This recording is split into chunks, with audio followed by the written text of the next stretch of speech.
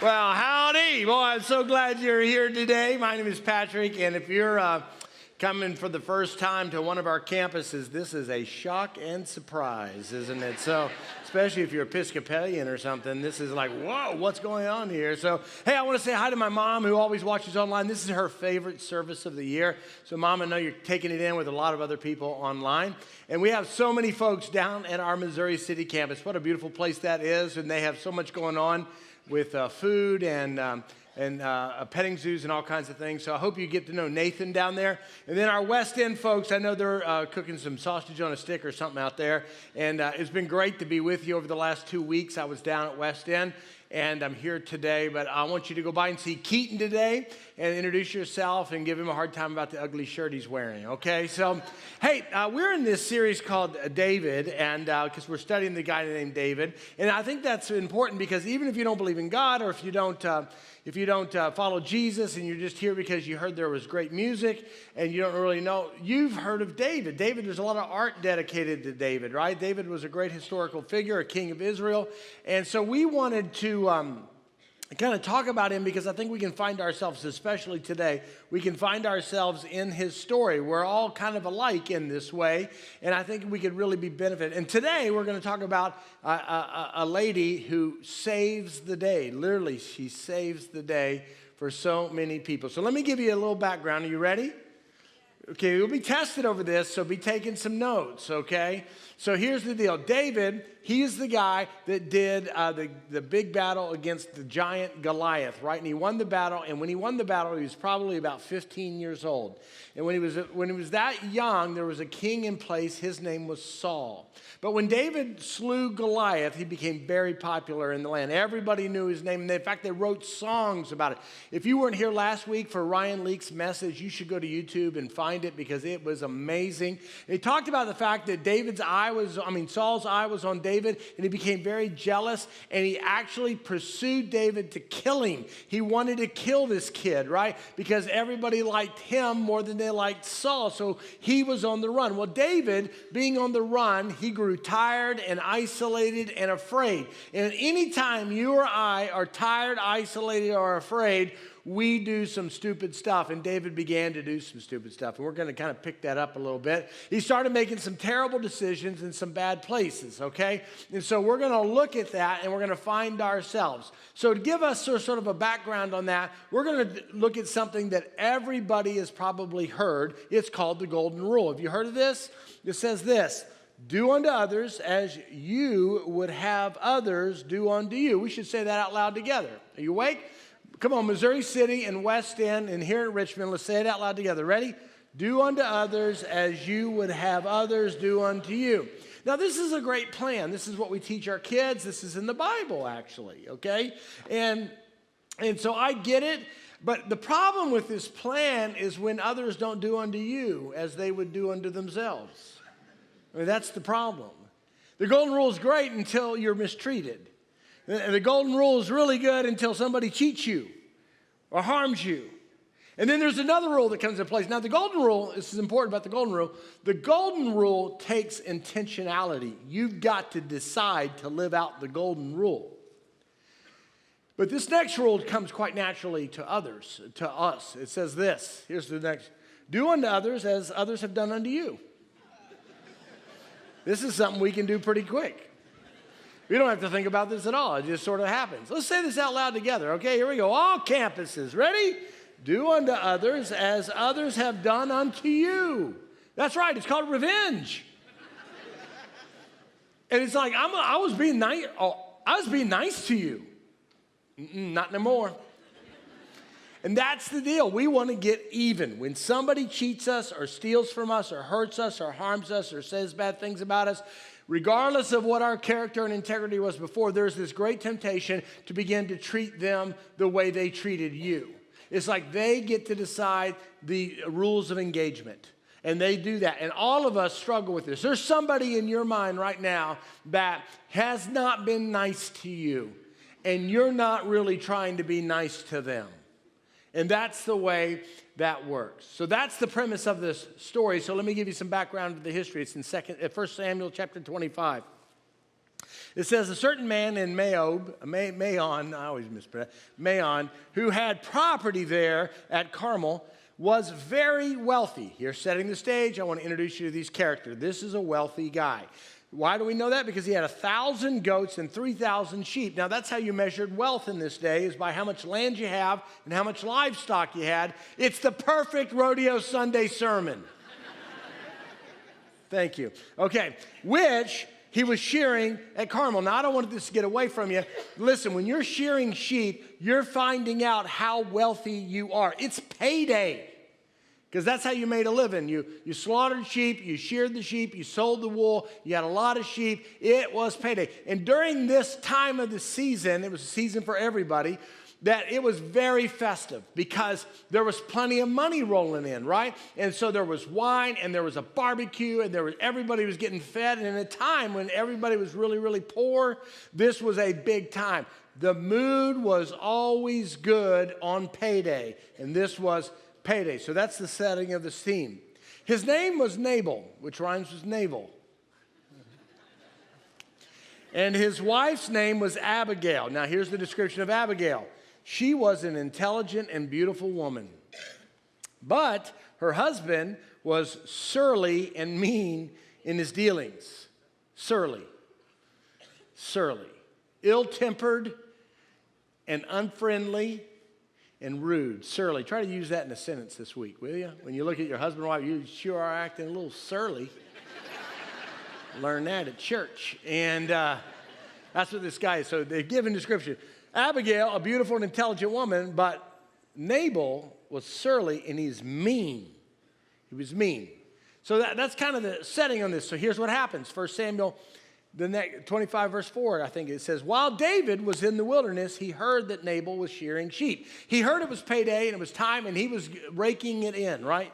So David sent 10 young men and said to them, go up to Nabal at Carmel and greet him in my name. Because everybody knew who David was. He'd killed a giant. You don't get over that quickly. So greet him in my name. Say, hey, David sent me out here, okay? Say to him, long life to you. This is such a butter up, right? Long life to you, good health to you and your household, and good health to all that's yours. I mean, he's setting him up for something. Here it is. Now hear that it's sheep shearing time. Let me just tell you a little story, Nabal. When your sheep were with us, we did not mistreat them. And the whole time they were at Carmel, nothing of theirs was missing, okay?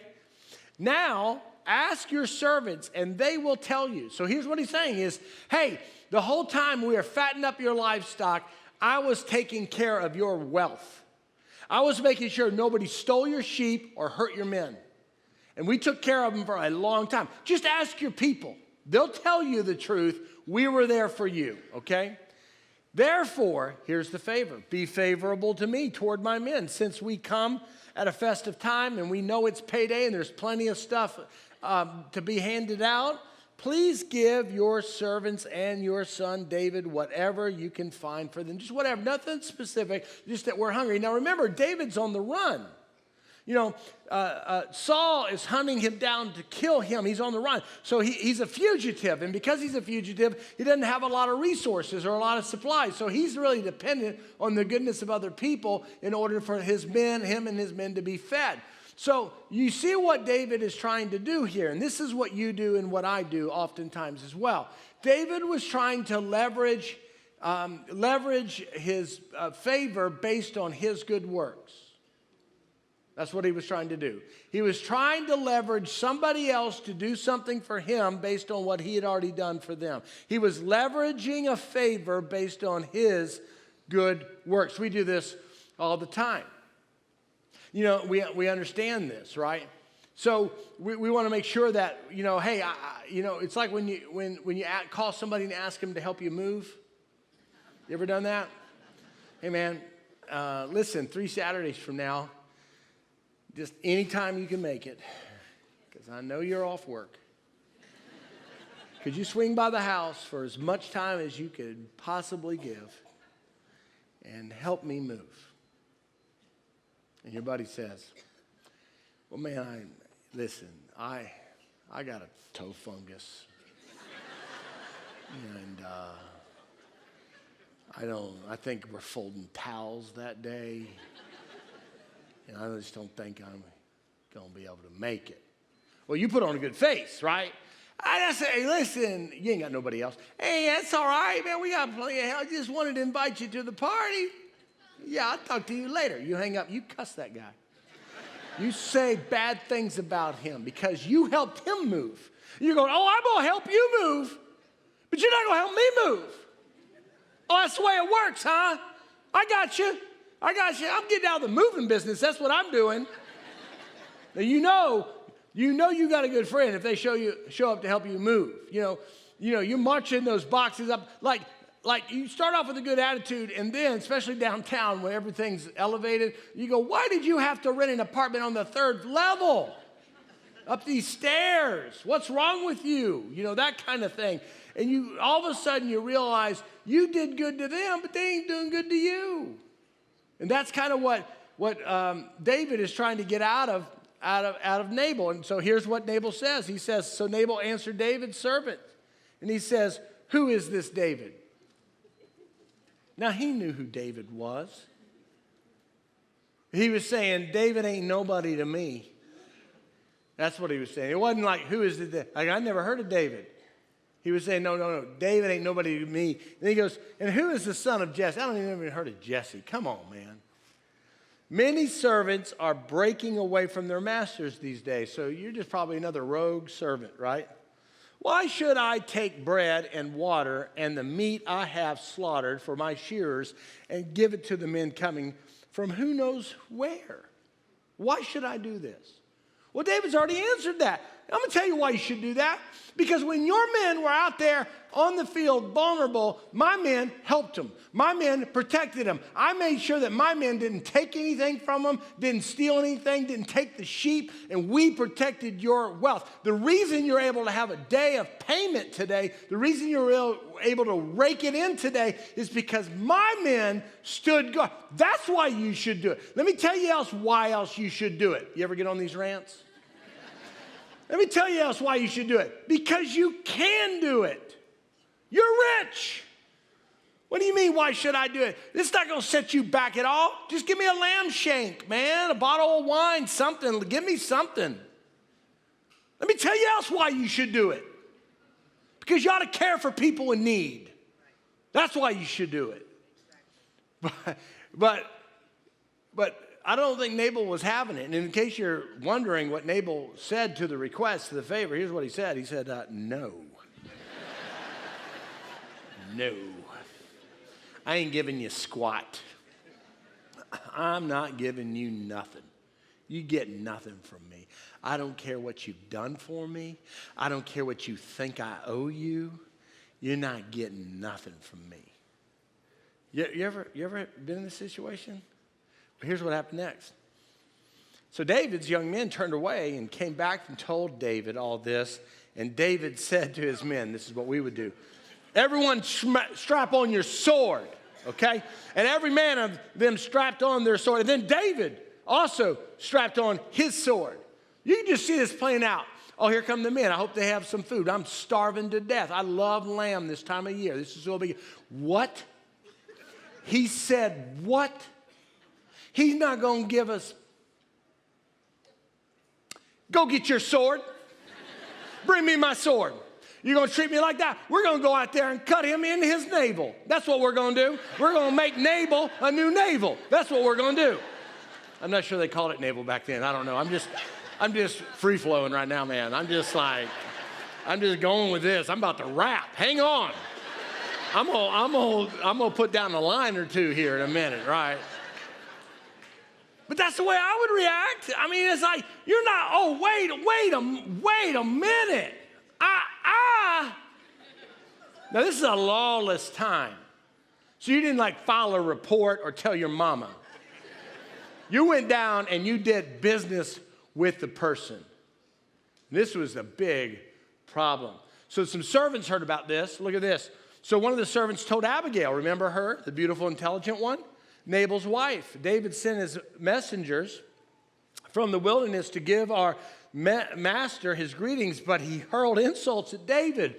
Why did he do that? Yet these men were very good to us. They're reporting on what David reported on. They did not mistreat us. And the whole time we were out in the fields near them, nothing was missing. They didn't take anything, right? Night and day, they were a wall of protection around us the whole time we were herding our sheep near them. Now think it over, Abigail, and see what you can do, because they knew what was happening. Disasters hanging over our master and his whole household. All the men. And he is such a wicked man that no one can talk to him. This Nabal is such a wicked man. Nobody can talk to him. Now, I just want to make a point here. So you get the story, right? So David does good. Nabal repays evil for good. So then David takes matters in his own hands, straps on his sword, and he's going to, listen to me, he's going to go down, he's going to hunt down Nabal and kill him. You got it? Now, it's not a coincidence that at the very same time, King Saul is trying to hunt down and kill David. That's no coincidence. Because when you get hurt and get thrown out, you tend to hurt others. Hurt people hurt people. That's incredible. Y'all should tweet that. I think I'm the first human to ever say that. Hurt people hurt people. You know why Nabal was surly? Because somebody was surly to him. Hurt people hurt people. Here's David, a man after God's own heart. He got hurt. He's a fugitive. He's scared. And he's tired. And all of a sudden, somebody hurt him. He said, I'll tell you what, I'll come down there and deal with you. That's what I'll do. And so all of a sudden, there's panic in the land. Because Abigail knows, or Abigail's servants knows, this is not going to go well. David is going to come in here and kill us all. And so here's the next thing. So Abigail acted quickly, and she took 200 loaves of bread and 2 skins of wine and 5 dressed sheep and 5 sheaves of roasted grain and 100 cakes of raisin and 200 cakes of pressed figs, and loaded them on the donkeys. And she told her servants, go ahead of me and I'll follow you. But she did not tell her husband Nabal. Smart woman. Now this Abigail, she's an amazing lady. She's an amazing lady because she had courage. She had so much courage that, first of all, I don't think that David was going to come kill the whole household. He says initially, and we'll see it in a minute, he was going to kill all the men. So Abigail stands up for people in danger, and she faces the enemy. David was her enemy at that point. She faces the enemy. Now, this is an amazing thing. They had courage. She also had courage because she went behind her surly husband's back. She did not tell him. She did the right thing, and she didn't ask for permission to do it. She had great courage and great integrity because she stood up for people who were going to really suffer if she didn't. So she cared about others more than she cared about herself. That may be the reason you came to church today. She cared about others more than she cared about herself. Here's what happened. David was riding. He says, she came riding on her donkey into the mountain ravine. There was David and his men descending toward her, and she met him there. And then we hear some David's inner monologue here. He says, David was just saying that it's been useless, all my watching over this fellow's property in the wilderness, so that nothing of his was missing. He has paid me back evil for good. That's the problem, isn't it? You did good, but somebody paid you back evil. That's not good. May God deal with David, he's talking to himself, be it ever so severely, if by morning I leave one male of all who belong to Nabal. I'm going to kill them all. You ever been that mad where you just, that's it. I'm going to do it. And then here's what Abigail does. So when Abigail saw David, she quickly got off her donkey and bowed down before David with her face to the ground. Now, this is an amazing thing. I don't want you to miss this. This woman was rich. But she bowed down, right? She bowed down. Now, in that culture, there was a distinct class system. People with money and the poor, and that was it. Rich and the poor. So for a rich woman to even talk to a poor guy, is amazing. For her to get off her donkey and bow before him and bury her face in the ground was a remarkable moment of humility because she understood the bigger story going on and what was really at stake here. So she says, hey, let me just talk to you here for a minute. And she didn't have to do that, right? She bowed down before David with her face to the ground. It goes on, it says, she fell at his feet and said, pardon your servant, speaking of herself, my Lord, and let me speak to you. Would you give me your ear for just a minute? Hear what your servant has to say. And then it says this, please pay no attention, my Lord, to the wicked man, Nabal. Notice, she does not identify herself as his wife. She doesn't say, that wicked man, my husband, his name is Nabal. Doesn't do it. She's a smart lady. Can you imagine the years of marriage, the years of what she had to put up with this fella? Can you imagine what happened to her in her life? And yet she did the right thing. So that hurt people thing doesn't always work because Abigail was able to rise above in some way. And then she says this, he is just like his name. His name means fool, and he is a fool. And folly goes with him. Because he's screwing everything up. Your wife ever have to apologize for you guys? Here's what was happening. As for me, your servant, I did not see your men coming that you sent. And now, my Lord, as surely as the Lord your God lives, and as you live, since the Lord has kept you from bloodshed. The Lord has kept you from bloodshed. He's on his way to bloodshed, but the Lord has kept him from bloodshed. So she begins to speak to him as he should be, not as he is. This is a really good thing. And he's kept you, the Lord has kept you from avenging yourself with your own hands. But I'm on my way to avenge myself with my own hands. And she's speaking to him as he should be, not as he is. May your enemies and all who intend on harming my Lord be like Nabal, a fool filled with folly. And let this gift, all these things I've brought you, which your servant has brought to my Lord, be given to the men who follow you and supply your needs. Please forgive your servant's presumption. I don't want to presume on you. You make your own decision. The Lord your God will certainly make it a lasting dynasty for my Lord. And it finishes, it says, because you fight the Lord's battles. He's about to fight his own battle. So she is speaking to him, let me say it again, as he should be, not as he was. You fight the Lord's battles, and no wrongdoing will be found in you as long as you live. She does something really important, guys. This is what happens. Is she took her truth and her humility, and she allowed it to be worked in a way that redirected David's anger and emotion toward God. Take it off of Nabal, off the situation, and get a bigger picture. And all of a sudden, she's saying, David, you're not like this. And she's talking about his legacy. And she's saying to him, how do you want to be remembered? She didn't say it this way, but here's what she was saying. You want to be remembered, a guy that came down here who was cheated by this guy that everybody knows is a terrible guy. And he was cheated. He cheated you. And you came down here and you killed everybody. Is that how you want to be remembered? Or you want to be remembered as a man after God's own heart who fights the Lord's battles? Because this ain't the Lord's battle. This is your battle. Now, it's really important for you to understand whose battle you're in, by the way. You ever had that happen to you? You have somebody in your life that can talk you down off that ledge? I do. I married her. And last week we celebrated 32 years of marriage. Can you believe that? They're clapping here. I hope they're clapping there. It's a miracle. I can't tell you. I know I've been in church work a long time and been here a long time, and I don't know if you know anything about church people, but sometimes they can be surly. Real surly.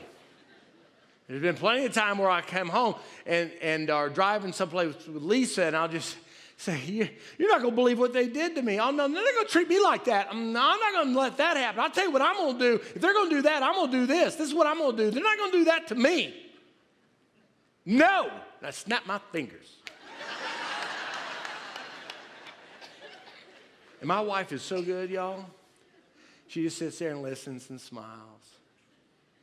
Oh, I can't believe it. I can't believe they said that about me. I can't believe they sent me that email. I can't believe they questioned me like that. I can't believe it. I'll tell you what I'm going to do. She'll just ask questions. Kind of disinterested, actually. You sure you want to do that, Patrick? Yeah, I'm pretty sure I want to do that. She says, all right, I'm with you. I mean, I'm with you no matter what you do. I just don't think you want to do that. Get out of the truck. Just get out of the truck. You get out of this truck. Well, I'm just telling you, I mean, you can do anything you want. I believe in you. Why don't we just ask Jesus about it?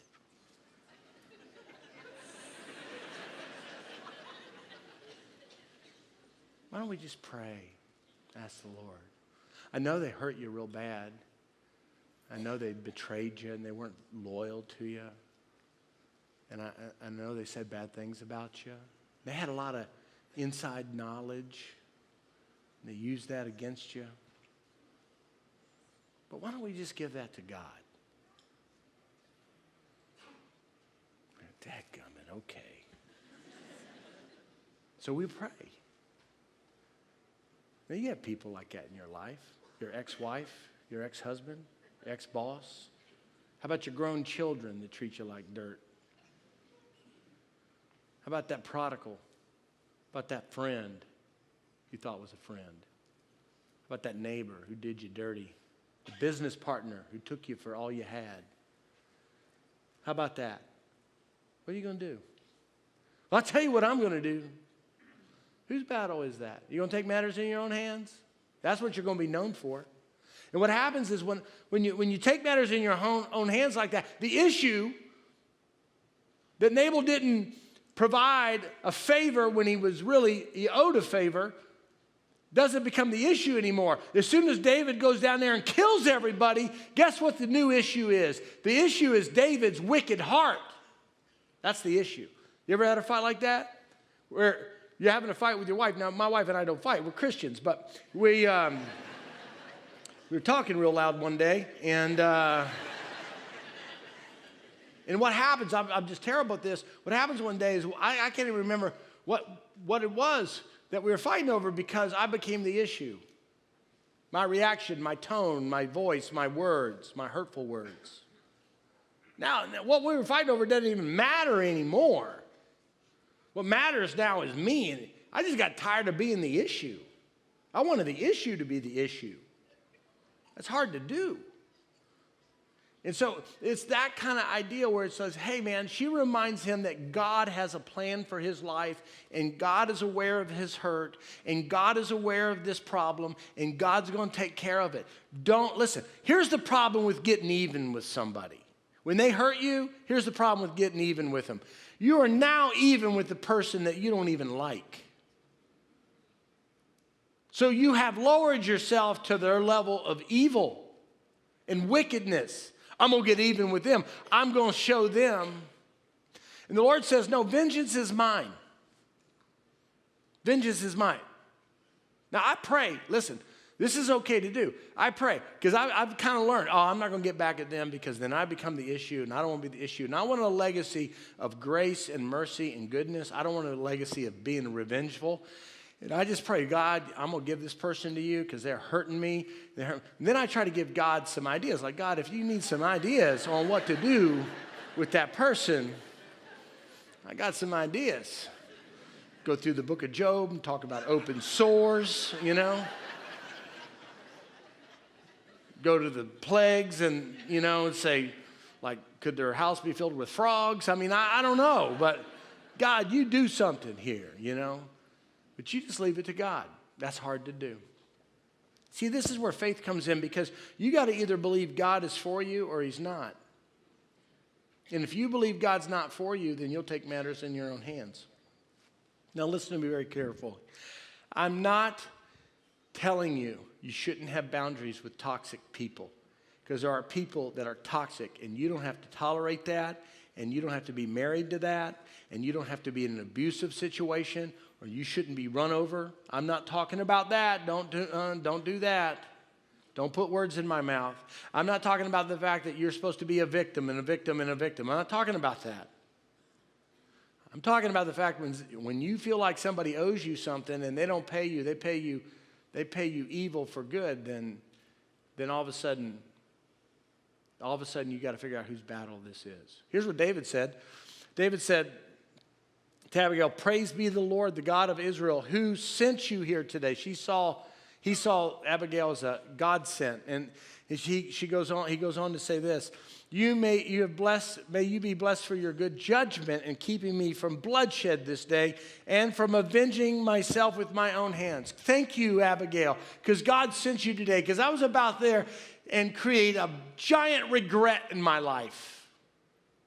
And you saved me from that. Thank you for that. So think about the three people here we got. David, okay, here's the thing. Nabal, we'll start with Nabal. Nabal, he returns evil for good. Now David, he wants to return evil for evil. But Abigail has a brand new idea. She says, why don't we return good for evil? Why don't we do good and let these people live for evil? Let's do it. Here's how Jesus said it.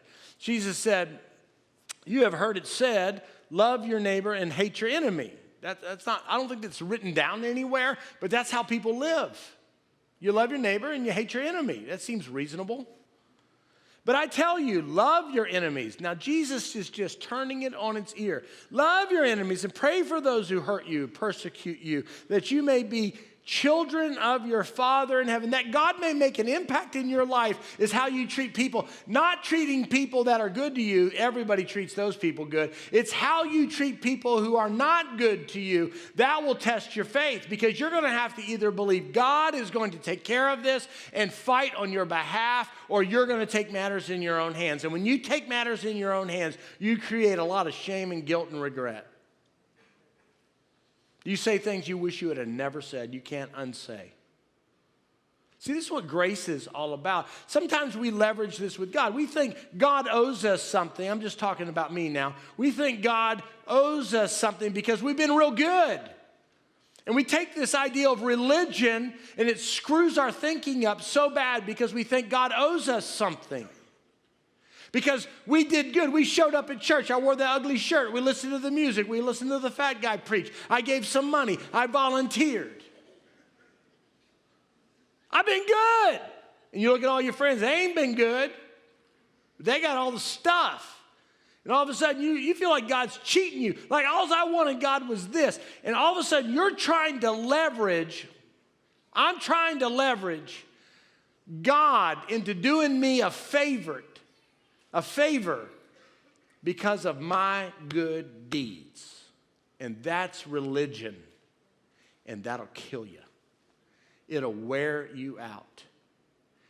God owes you nothing.